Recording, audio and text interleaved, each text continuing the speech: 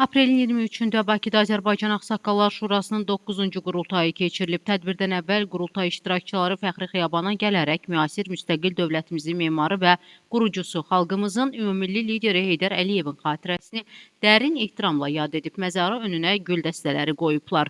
Görkəmli oftalmoloq alim akademik Zərfə xanım Əliyevanın da xatirəsi anılıb, məzarı üzərinə tər çiçəklər düzülüb.